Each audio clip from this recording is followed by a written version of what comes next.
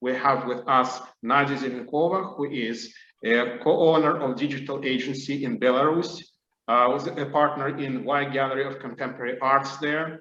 She was a democratic activist and is a democratic activist, but is currently forced to live abroad in Estonia. And she is also the wife of political prisoner of the Lukashenko regime, Alexander Vasilevich, who is on the Vyasna list of political prisoners in the last row. Nadia, please, your floor is yours. Thank you.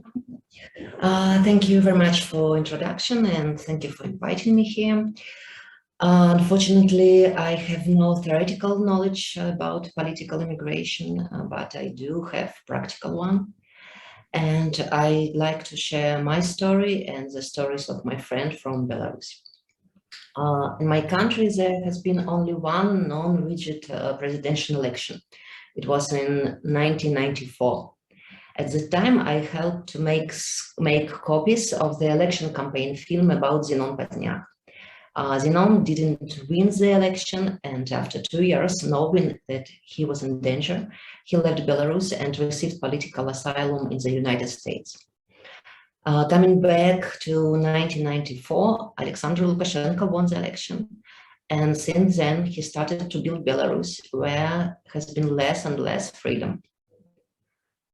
Maxim Znak is a lawyer and political prisoner, already sentenced to 10 years in prison. He began to use the new term, legal default. Here is what he wrote from prison. Legal default is not individual violation, but the state of the system as a whole.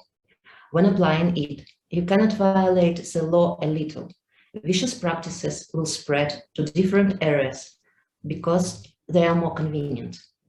But as history shows, eventually the circle closes and the vicious practices return to those who use it. As for the question how to live, injustice is one of the challenges we have to fight. Some people say, however, that we should accept injustice, but I think this is a bad strategy. For 27 years, my country has lived in a situation where the law doesn't exist for everyone. If you're running for the presidency, you must be ready to go to jail. Waves of immigration most often coincided with election campaigns and its aftermath.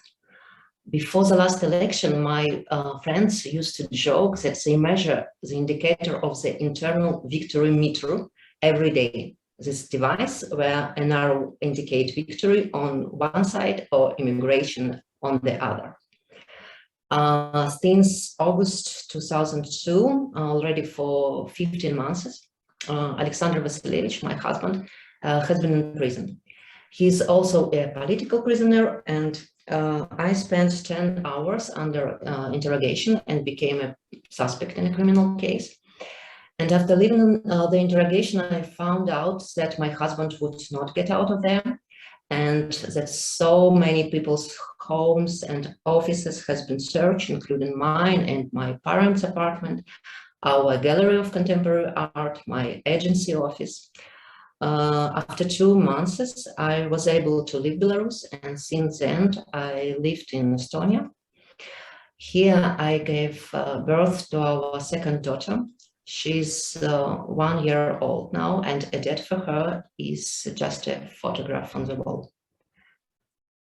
People face a conscious choice between immigration and prison. The fearless ones have chosen prison. Maria Kolesnikova is the leader of Victor's Babarika team, and Svetlana Tikhanovskaya joined him. She tore up her passport and chewed its pages at the border with Ukraine to avoid being forced from the country. Maria has already been sentenced to 11 years in prison. Alice Belyatsky, a founder of a human rights organization, Vesna, was nominated 5 times for the Nobel Peace Prize. He knew the dangers, nevertheless he remained in Belarus. He and almost all his team are in prison now. Editor, lawyers, musicians, cultural managers, prison really packed with highly intelligent individuals. There are many people who have chosen immigration, and I'm personally very grateful for them for this choice, because they can continue to influence the situation. They do so through unimaginable personal challenges. Svetlana Tikhanovskaya, the leader for whom the Belarusians gave their votes first and then their hearts, talks about Belarus at her meetings with the Western leaders, knowing that her husband is going through a closed court, which will issue a ridiculous sentences actually in 2 weeks. Svetlana and the immigrated Belarusians create working structures that continue to fight for the right of Belarusians and are preparing reform, creating a system that can be transferred to Belarus after. By the way, we already have a government in exile, and it is the oldest in exile in the world. The RADA, this word means council in Belarusian. So the RADA of the Belarusian People's Republic declared Belarus as an independent state in 1918. The RADA has been in exile since 1919, and Belarus remains the only country in Eastern Europe who is its government in exile. The RADA says that it will support Svetlana Tikhanovskaya as long as their values are the same, and they are for now by 100%. Answering the question about the role of immigration, I would like to quote a Belarusian writer, Vasil Bykov. He said that the Belarusian diaspora had become part of the democratic world, and it's free from many of shortcomings which the citizens of the recent totalitarian states are inherited. The historical role of the Belarusian diaspora is that it was the first to rise from its knees. The diaspora preserved essential elements of the national culture, kept her native language pure, and remained faithful to the idea of national revival. We do not know the exact numbers, but today's wave of migration includes at least 300,000 people. These people became the voice of Belarus, because to raise the voice in Belarus is equal to going to jail. Freedom of speech does not exist. 30 journalists are behind bars. My husband is a co-founder of the media outlets Kuku.org and The Village Me.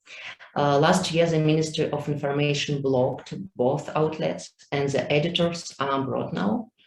And this is how Stasha Romanova, the editor of this online publishing house, describes political immigration.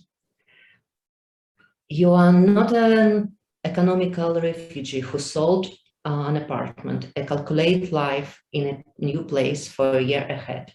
You are a political one who abandoned everything as it is, put the cat in good hands, and sailed off into the unknown with one suitcase. The motive is simple: not to communicate with the KGB, not to sit in a dumb cell, not to be afraid of a knock on the door, not to let your children carry your parcels to prison. We are all not ready to call our situation immigration. It seems that tomorrow it will be possible to come back home with experience, emotion, and knowledge of how to build a new and ideal Belarus. In my opinion, this involvement in the life of another country is perhaps the second massive advantage after the feeling of security. People who live in free countries while returning bring what many residents of totalitarian countries do not have: the confidence that there should be zero tolerance to violence against human rights. This also works in an opposite direction. Exile from totalitarian countries have the ability to recognize the site of non-democratic action in their new home countries. They can be the first who light the signal fires. Today, Belarusians are grateful to the world for the support and recognition of the officers and teams of the democratic forces, receiving accusation of betrayal and new criminal cases from their homeland. Political immigrants understood that now they're the ones of the few voices that can be heard, and they keep talking. And believe me, it is also requires inner power, because most often they want to scream out of the powerlessness to help their family and friends get out of prison, help all Belarusians escape from their prison. So thank you for listening.